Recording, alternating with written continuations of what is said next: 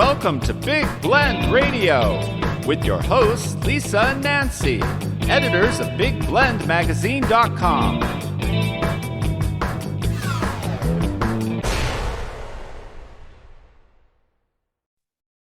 Hey, everybody. Welcome to Big Blend Radio's Writers and Authors Show. We air the show every second Wednesday with our friends over at Books Forward. I encourage you to go check them out at booksforward.com if you're an author. Now we're excited. We've got Marie Still joining us. She is the author of the psychological thriller, and it's called We're All Lying. And you know what? That happened. I don't care what closet you open in your family. Someone's lying somewhere. Yeah. I'm already in trouble. Big time. Go to her website, mariestill.com. Her book is coming out March 14th. And I'm sure by the time we're done talking, you're going to want to pre-order this. So again, March 14th is the release date, and it's through Rising Action Publishing. So welcome to the show, Marie. How are you? I'm doing great. Thanks for having me. I've been looking forward to chatting with you guys. You too. She's such a good writer, and You're we're all excellent nervous. writer.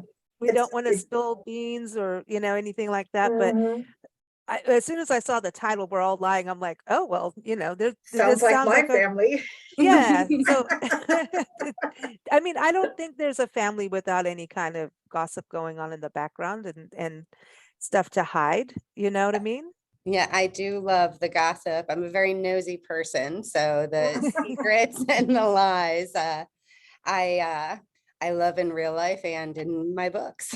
Yeah, but you tie them to murders too. Like this is becoming, so you've got both things going, and I think that keeps everybody excited. And as soon as you hear that, you're like, I want to read that, So tell us about your main character.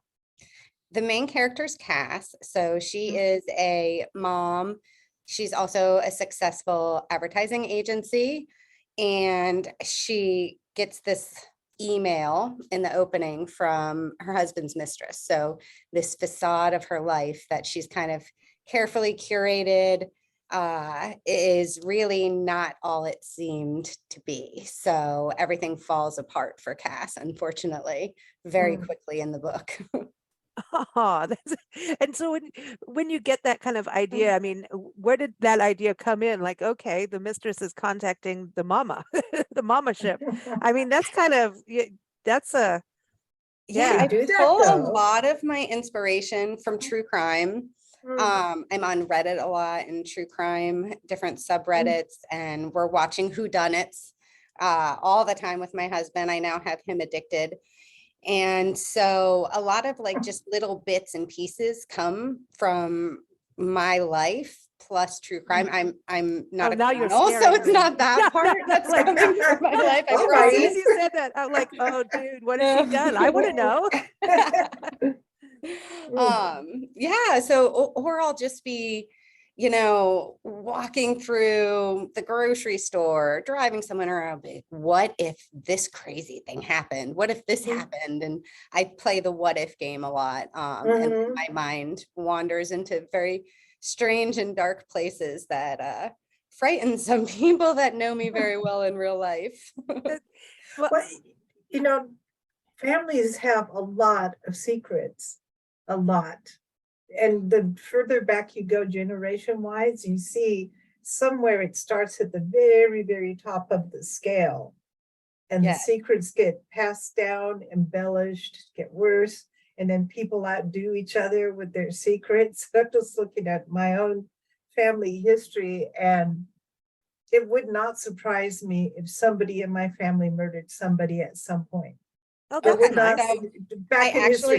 I have a fun story about this. So my great grandmother, who my mother, anytime we talk about this, she reminds me how lovely she is, and she visited her every summer, but she had a lot of husbands who died mysteriously. And so every time my mom talks about her, I'm like, I'm sorry, I have to write this book. And she's like, she was a lovely woman. Make sure she's a lovely woman in the book. And it's just, just like you said, it's the fish story that travels down, and the grandkids are like, no, it's not nefarious, Marie, stop going there. And I'm like, well, I don't know, because what if? It's very interesting. Well, I found out my dad had 3 wives at the same time. Oh, that's a juicy one. That's a good one. And then the kids are all named the same as I best they know, could. he named us all as much as he could. If each wife had 6 kids, and if they had all come, like everyone had a boy at the same time and the next one was a girl, then we would have all been named the same. You But have to keep it straight. That's how you keep your lies straight. That's how he kept it straight. He named us all the same. Like, dude. And then she had a turtle named after one Oh, of the women. yeah, my mom And then knew. she found out her mother Named a knew. tortoise after one of the wives, the other wives. I'm like, okay, this is fun. Oh my gosh, I love it. I'm not going to take notes right now and not possibly think of new plots surrounding this. But we found out all of this because his sister had passed away, and then everybody's fighting over money. And Yeah. Nancy's going, Yeah. no, but this is more interesting. It's not a lot of money. This This is fun. You know what I mean? So, but that's the thing when these life events happen. Some of that shell that used to keep everything straight and hidden, the lie, Right. away, starts to get chipped away because the guard Yeah. keepers, the secret keepers, have Right. passed on. So now it's like we're gonna know somewhere. And actually, this is. I know I'm still on Twitter, but everybody who knows what I posted today, I always do a quote of the day, and I was thinking about you. And today's quote is, "Truth crushed to the earth shall rise again," by William Cullen Bryant, the poet. Oh, love it. Love it. That Yeah. And then you I have shouldn't the have put DNA flowers test, with that. right? Yeah, And see, so DNA. that everyone's doing the DNA test and putting Yeah. it in. They're like, wait a second, who's this entire other family that's showing up is very close. So a lot of family secrets are being revealed that way as well. Yeah. So if they exhumed the bodies of the husbands, I wonder what they'd find on your side, your family side. I don't know, but I need to know. Because So women did since I'm things like never with gonna get the poison and stuff. answers, Women Poison? are like Mhm. women. Sneaky. So Sneak okay, attack. so The Black I suppose we Widow. can't. Yeah. Okay. Yeah. Exactly. Like I think it's the whole thing of a mistress, sending an email to me. That's already like what you're supposed to be like hush hush. Mhm. But they all do that. Somebody wants something somewhere. At some point, the mistress will rise up and attack. At some Did point. Cass know that her husband had a mistress? She did not. This thing she found out from the email. Mhm. Mhm. So Ooh. it's a very Yeah. unpleasant surprise. And Mhm. so she's getting ready for work. She has her kids there. And you got to put on, as a mom, you got to put on that happy face, Yeah. right? And nothing's fine. Everything's fine. My world didn't just completely fall apart. Get the kids to school and then figure Mhm. out what you're going to do, right? So that's where the book opens. And then Wow. Mr. Charming gets to come home. Yes. Yes. Oh, let me make you dinner. The There's a confrontation. little axe in the other hand. Yeah, I behind your think Cass back. needs to meet your great-great-grandmother. Yes. Yeah. So you've written this one and you've already got 2 more on the way, right? Is this all through the same publishing company? Yes. All through Rising Action. Wow, she's been busy. Yes. So we have 2 books coming out next year. Beverly Bonovich is dead, and then We're All Lying in March. And I don't think I realized how much I was taking on, but we're making it work. We're getting the edits through, getting everything done. But Beverly is one of my favorite characters. She just is a little socially awkward. She has a very strange coping mechanism that is revealed very early in the novel. And it's more of an exploration of mental health, which is something that's very, very important to me, and treating and being preventative with your mental health and treating it just the same as your physical health, which Right. I think we often don't. So that theme of mental health and how the system really isn't set up to support it as treating like cold and flu and disease and all of these different things. And so it's her journey and kind of opening up herself to the world, having friends, having romantic interests, and there's some setbacks, and it's very emotional. But then she also has these mental health issues that she's trying to get help for. So, but she's just such a fun, quirky character that she was a lot of fun to write. And then my darlings, my 2024 release is Eloise, who's a PTO president, stay-at-home mom, affluent, and a serial killer.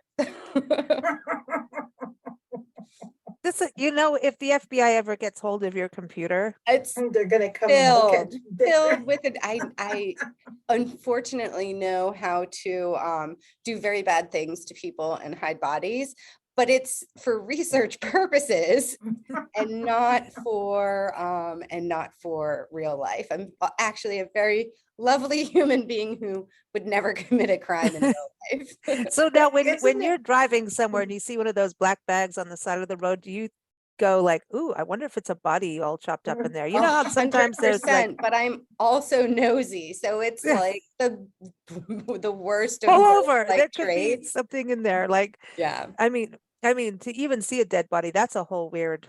Oh, That's not. we see stuff on TV and maybe write about it, but to see a dead body, I remember we were in LA and I think we were in a Sunset Strip or something, and this lady had obviously jumped off the bridge, and I had to drive right around her brain and her arm, and it was gnarly. Yes.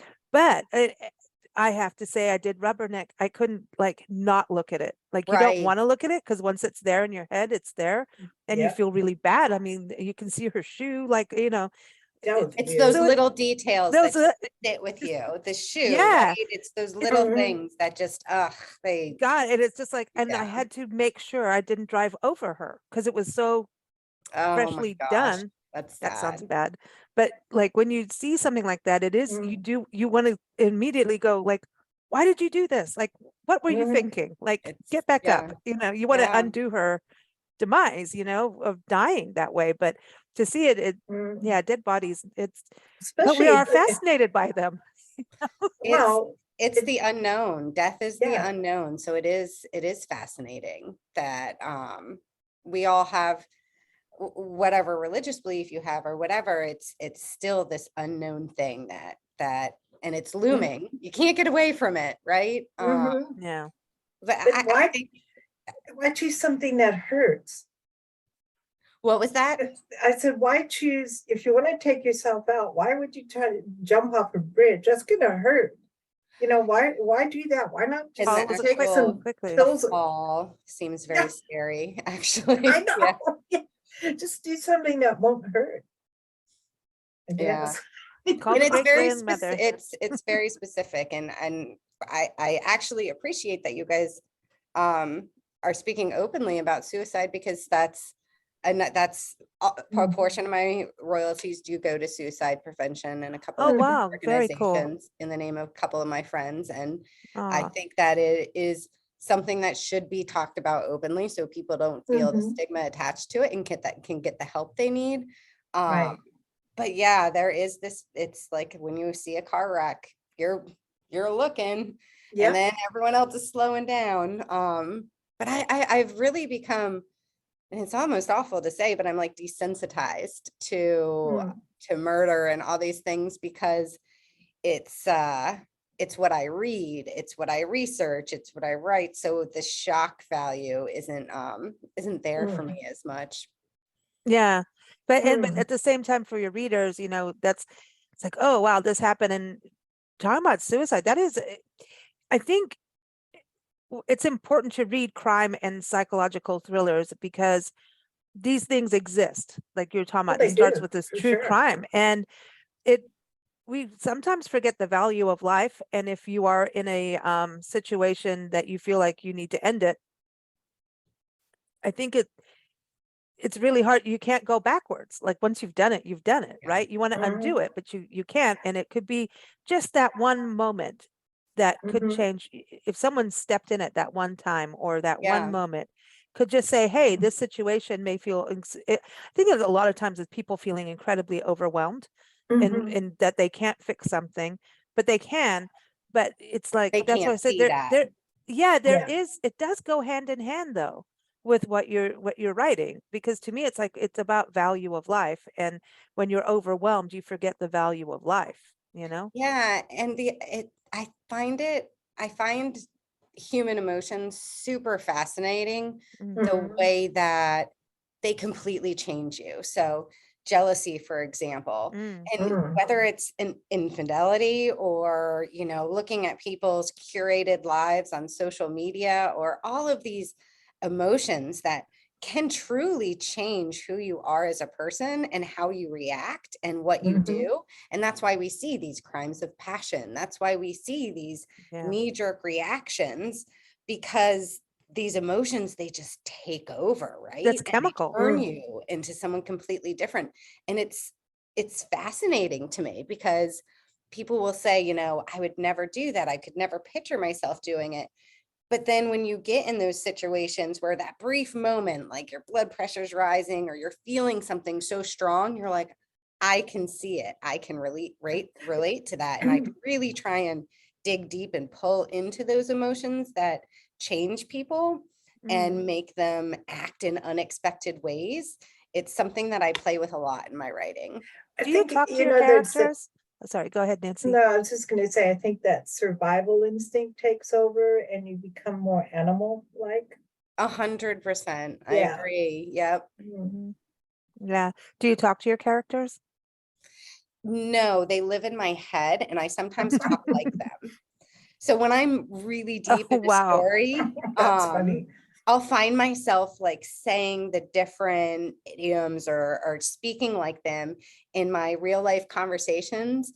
And people will look at me and be kind of like, what? Like, especially Beverly, she had such a strong, quirky way of talking that when I was writing her, I started speaking like her in real life. So they just like take over.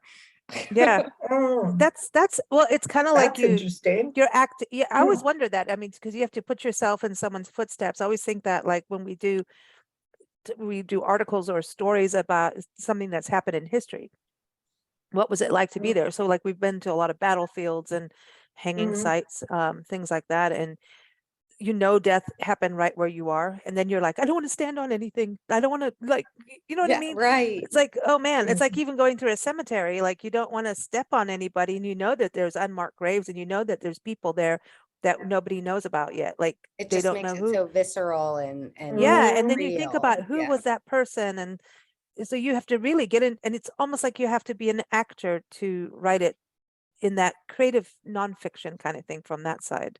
Yes, and I often compare it to that, because when an actor's preparing for a role, they're in that role, they're living and breathing that Mm. person, and that's very much how I approach my writing. So Mm. Mm-hmm. I get into the character and the role so that I can make their voice sound very unique and distinct.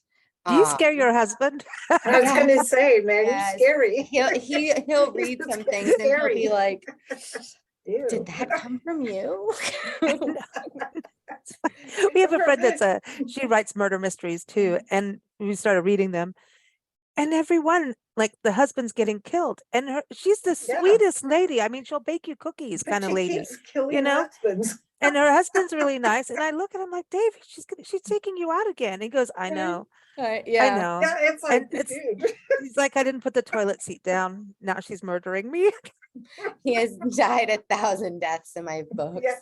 But Yeah. it's funny because we'll have our tiffs and he'll say something, and several of, because No way. Cass obviously had a lot of tiffs during this book because of the affair. And I'll read a passage from him and he's like, Marie, really, you just stole my words. And I was like, well, it fit perfectly here. And you're my muse. Sometimes you're an unlikable character, sometimes you're a likable character. Yeah. But, for Cass to find out that her husband's, had an affair, I think that's one of the worst things a woman can go through and feel. And how do you identify with that? And Mm. that's the betrayal. Well, and you're living in 100%. that little Yeah. bubble that really doesn't exist. Right. It's like Stepford wives and the housewives, you know, and they're all like, la la la, look what I have. I got this beautiful home. I live in Orange County, la la la. And yeah, your husband's cheating on you. Well, Right, remember, right. I mean, Or you have money problems, or you have oh yeah. this, or you have like body dysmorphia, all these things that we Mhm. kind of hide behind this this facade of what we want the world to think of us. Mhm. But I write thrillers and I write very dark stuff, but it's really like these emotions, whether it's sadness or grief or whatever, it's very important for me to portray these in very realistic ways. And those are when those highly charged emotional scenes are really the most fun ones for me to write.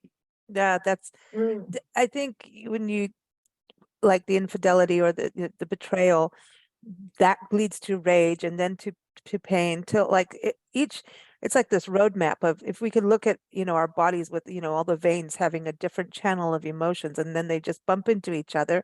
And how are you supposed to sit there and say, okay, don't feel that? I mean, how do you not get like angry at your husband if he's betrayed you with somebody Right. else? And It's it's hard, it's embarrassing not, too. love's not a light switch, right? You don't just turn it off. You get angry, No, you you get, just and you get really can't, mad. yeah, you can't hate someone that much that you don't care about. And that's why it brings out this much different reaction, right? If you didn't love Yeah. them, then you wouldn't care. You'd move on with your life. But Yeah. when love's involved, oof, it gets And messy. then there's the women like stayed at home when they were going to have a career and then, you know, let the husband do the thing. And then next thing you know, they're having kids. And then next thing you know, they never got to do their thing. And then their husband betrays them with the secretary.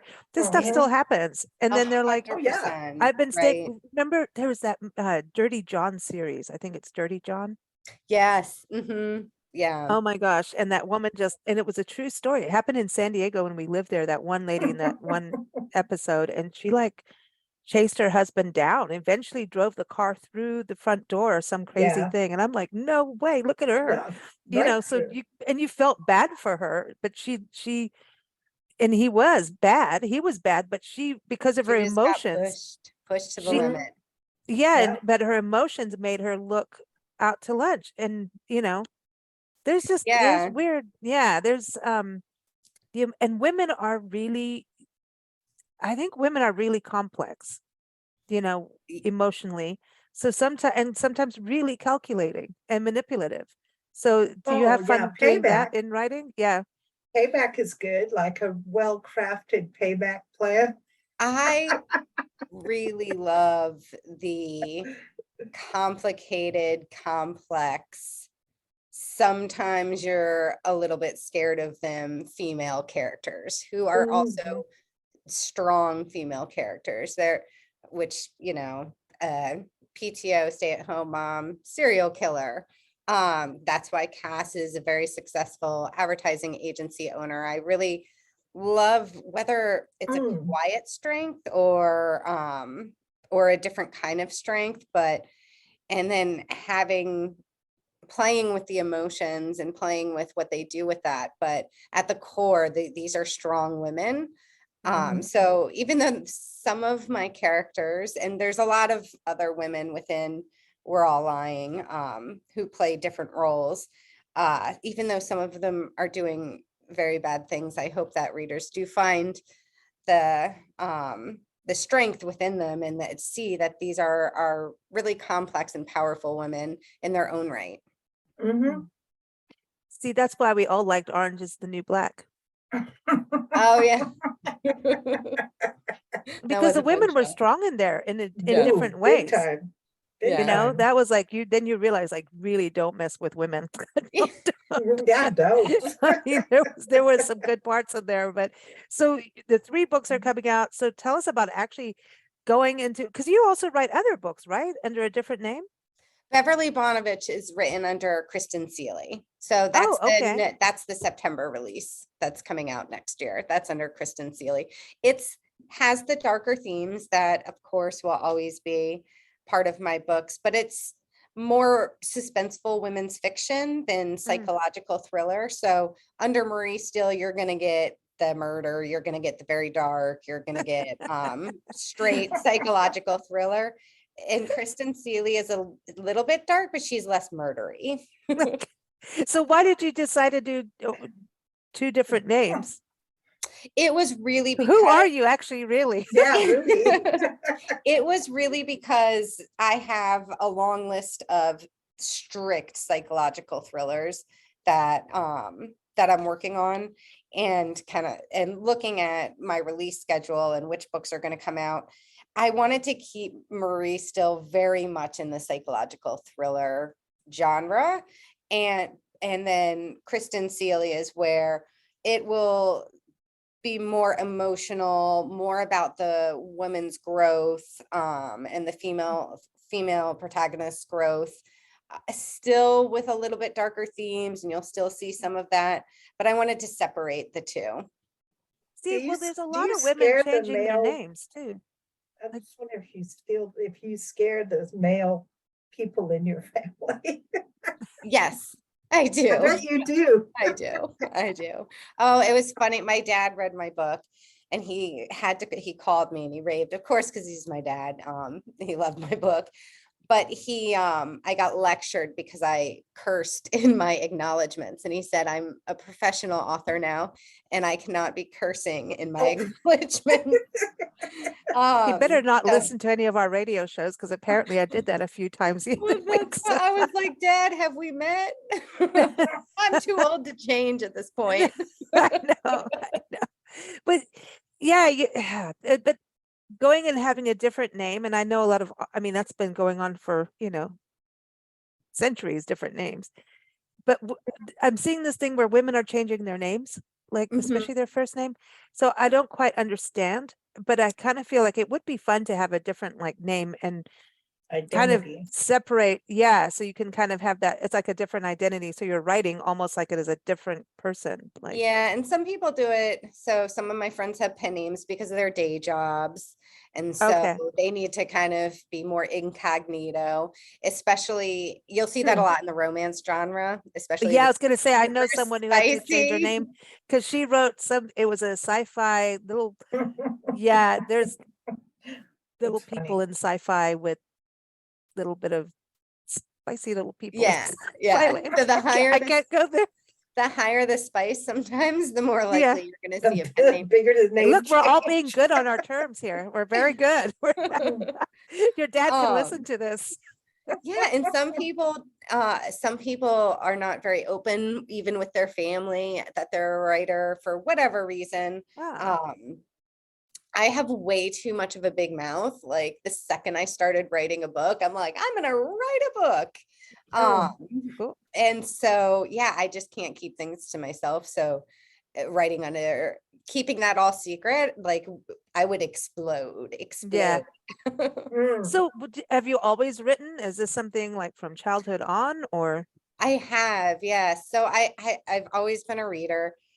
Stephen King, it was my favorite author growing up. I was reading him way too young, but I would tell anyone who would listen, when I grow up, I'm going to be the female Stephen King. And my mom was very, very supportive. As soon as I started writing stories and doing all these, I'm in every single camp. She's submitting me to awards. I am an award-winning author. The award was back when I was 10. So what? I'm an award-winning actor for being a witch in Macbeth. See, I should add it to my website. So my mom's always been really encouraging of me to explore my creativity in different ways, and that was one of them. My career ended up being marketing and advertising, so my writing kind of steered more towards advertising copy and press releases and articles and those sort of things. And when my kids are a little bit older now, I have 4, so there's not a lot of time, and mama can spook them too. You will go clean your room, because if not, I'll get some of my psychological craziness on you. Have you read my books? So now that they're a little older, I can, take some time for myself, whether it's in early morning or in the I'm a night owl, so I stay up way past my bedtime sometimes. And so I just sat down and I said, you know what, I'm gonna finally write the book that I said I've been going to write for the last 30 years. But then you didn't Awesome. just do one.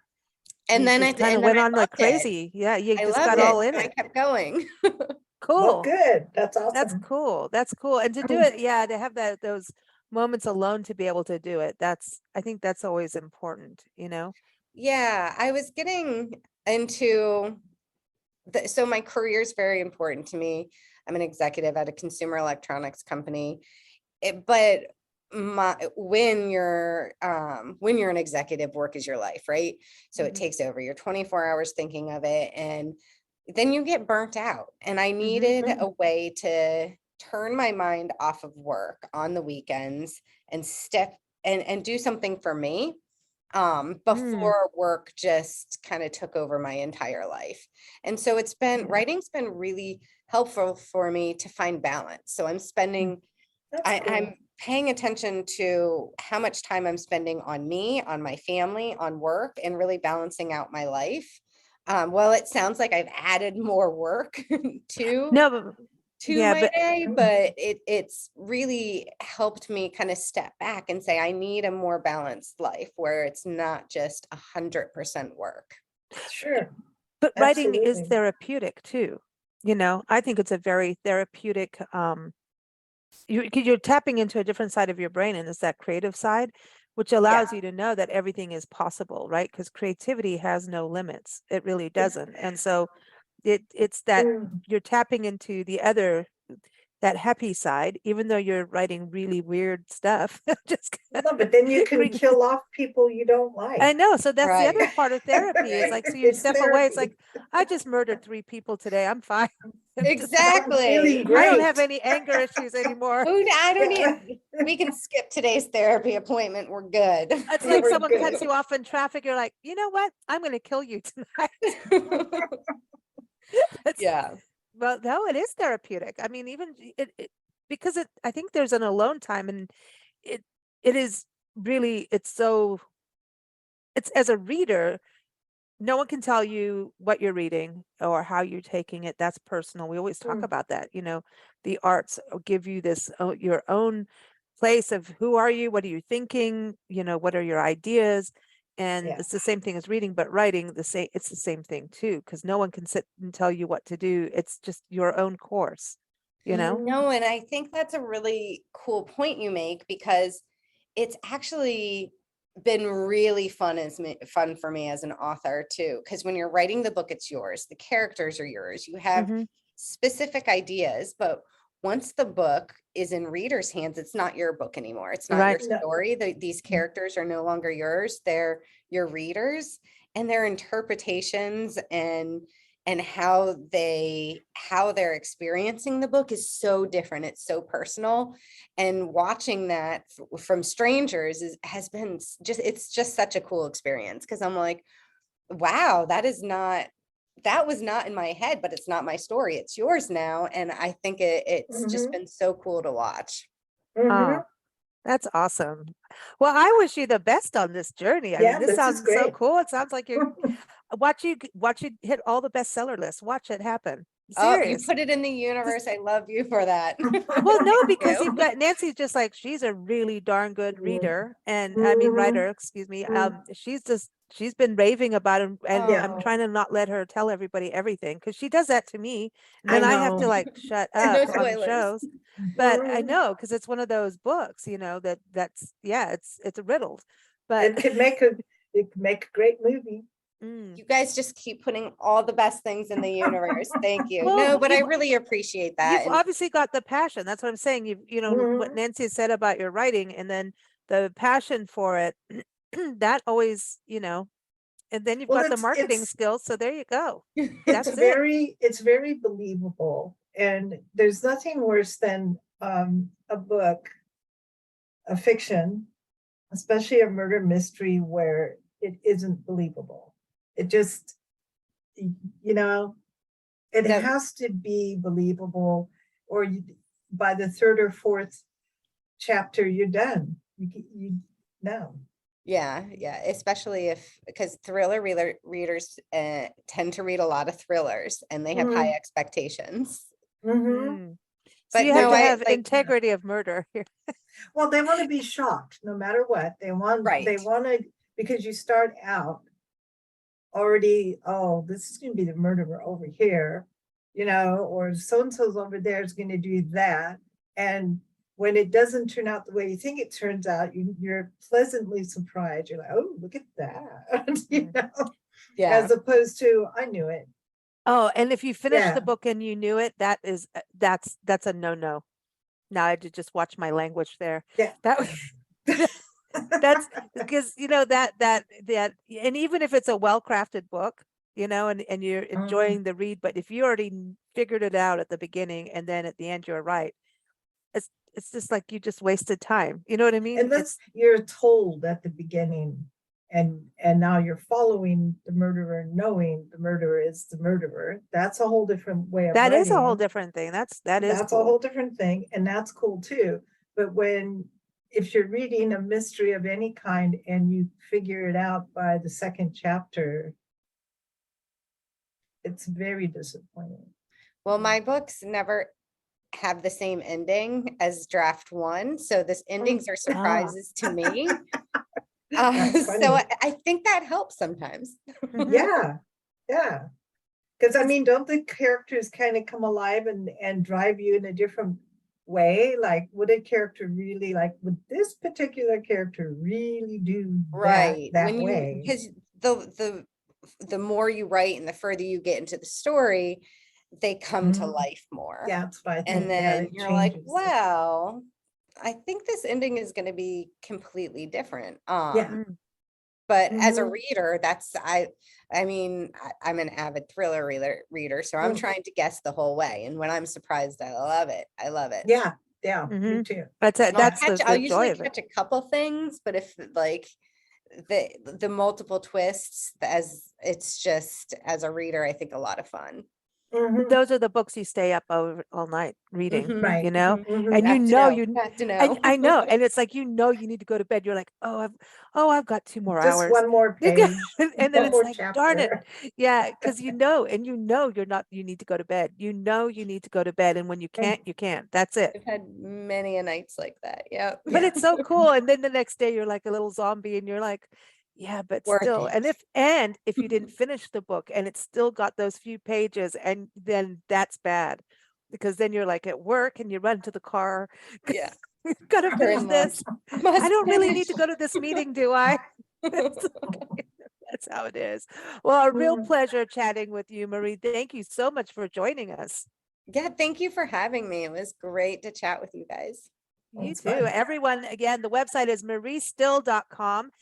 Go to her website and pre-order the book. And when you go on her website, she's got the book like everywhere. It's just not quite out yet. So March 14th is the release date, but pre-order it. And when people pre-order, right, you could almost become a bestseller before it even gets out.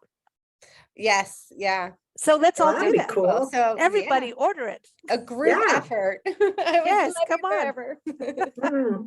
And I'm not lying. All right. Everyone, keep up with us at bigblendradio.com. Again, we do this show every second Wednesday with Books Forward, and you can learn more about them at booksforward.com. Thanks so much. Thanks.